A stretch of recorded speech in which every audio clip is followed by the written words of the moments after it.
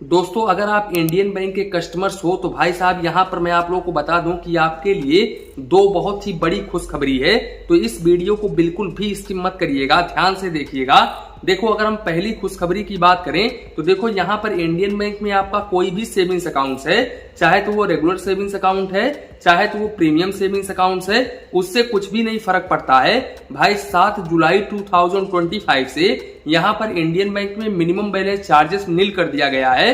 यहाँ पर आप स्क्रीन पर देख सकते हैं, यानी कि अगर आपका कोई भी सेविंग्स अकाउंट है यहाँ पर तो आपको यहाँ पर 7 जुलाई से मिनिमम बैलेंस अगर आप मेंटेन नहीं कर पाते हैं तो ऐसे कंडीशंस में आपको कोई भी चार्जेस नहीं देना पड़ेगा। तो मिनिमम बैलेंस को लेकर के आपके मन में कोई भी टेंशन नहीं होना चाहिए कि भाई मेरा चार्जेस कटेगा, क्योंकि अब ये चार्जेस पूरी तरीके से नील कर दिया गया है। अब यहाँ पर कुछ लोगों का एक सवाल होगा, कुछ लोग ये बोलेंगे कि सर ये बताइए कि 7 जुलाई से मिनिमम बैलेंस चार्जेस नील किया गया है, अगर मैंने यहाँ पर 7 जुलाई के पहले से यहाँ पर मिनिमम बैलेंस मेंटेन नहीं किया था तो क्या उस मंथ का मेरा पैसा कटेगा? तो यहाँ पर हाँ बिल्कुल कटेगा। मैं आपको कहना चाहता हूँ कि ये जो मिनिमम बैलेंस चार्जेस है ना, ये 7 जुलाई के बाद से नील किया गया है। तो 7 जुलाई के पहले अगर आपने मिनिमम बैलेंस मेंटेन नहीं किया था तो उसका चार्जेस इंडियन बैंक आपसे करेगा और आपके अकाउंट से डेबिट होगा। दूसरी बात, यहाँ पर अगर आपका किसी स्कीम्स के अंतर्गत सेविंग्स अकाउंट ओपन किया गया है और उस स्कीम्स में इंडियन बैंक ये कह रहा है कि आपको 25,000 रुपए या फिर 15,000 रुपए या फिर 10,000 रुपए, यानी कि कुछ भी अमाउंट आपको यहाँ पर मिनिमम बैलेंस मेंटेन करके चलना पड़ेगा।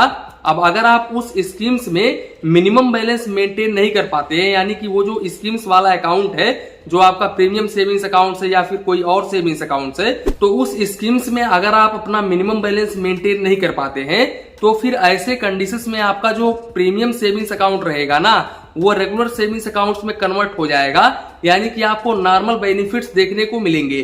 तो यहाँ पर मैं आपको यही कहना चाहता हूँ कि अगर आपका सेविंग्स अकाउंट किसी भी स्कीम्स के अंतर्गत इंडियन बैंक में ओपन किया गया है तो भाई साहब वहां पर उस अकाउंट्स के ऊपर आप मिनिमम बैलेंस जरूर मेंटेन करके रखो, नहीं तो भाई यहाँ पर आपका सेविंग जो है यानी कि जो सेविंग्स अकाउंट्स है वो डाउनग्रेड में चला जाएगा, यानी कि नॉर्मल अकाउंट में चला जाएगा और जो उस स्कीम्स के अंतर्गत आपको बेनिफिट्स देखने को मिल रहा था वो बेनिफिट्स आपको देखने को नहीं मिलेगा। तो यहाँ पर इस चीज को आप जरूर ध्यान में रखें। दूसरी बात मैं आप लोगों को बता दूं कि यहाँ पर Indian bank 7th largest public sector bank है, तो ये काफी बड़े लेवल का बैंक है और इनका ब्रांच भी काफी हाई है। इसके अलावा इनका एटीएम भी लगभग आपको हर एक सिटी में देखने को मिल जाएगा। इसके अलावा इस बैंक में आपको मोबाइल बैंकिंग और इंटरनेट बैंकिंग काफी फैसिलिटीज देखने को मिल जाता है। इसके अलावा मैं आप लोगों को बता दूं कि अगर आप इंडियन बैंक के कस्टमर्स है ना तो यहाँ पर आपके लिए एक और बड़ी खुशखबरी है। यहाँ पर भाई MCLR रेट्स बहुत ही कम कर दिया गया है।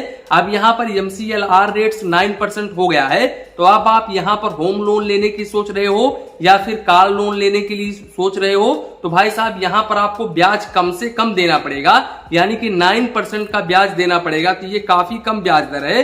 तो यहाँ पर भाई आप होम लोन या फिर कार लोन ले सकते हैं इंडियन बैंक में, और ये बदलाव 3 जुलाई से किया गया है, तो इस बात का आप जरूर ध्यान रखें। इसके अलावा काफी सारे लोग ये बोल रहे हैं कि भाई यहाँ पर क्या सभी गवर्नमेंट बैंकों ने मिनिमम बैलेंस चार्जेस नील कर दिया है? तो भाई देखो यहाँ पर मैं आपको कंफर्मेशन तो नहीं दे सकता, लेकिन यहाँ पर मैंने आज 3 बैंकों के ऊपर सर्च किया है, थोड़ा मोड़ा सर्च किया है, ज्यादा मैंने डीपली पर नहीं घुसा, तो वहां पर मुझे देखने को नहीं मिला। वो 3 बैंक कौन कौन से हैं?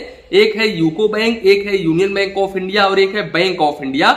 इन तीनों बैंकों का मिनिमम बैलेंस चार्जेस नील हुआ है या फिर नहीं नील हुआ है, इसके ऊपर अगर नहीं नील हुआ होगा और या फिर नील हुआ होगा तो फिर आपको ये जो वीडियो है ये पर डे वाइज देखने को मिलेगा। मैंने आज सर्च कर रहा था तो इन 3 बैंकों के ऊपर देखने को नहीं मिला।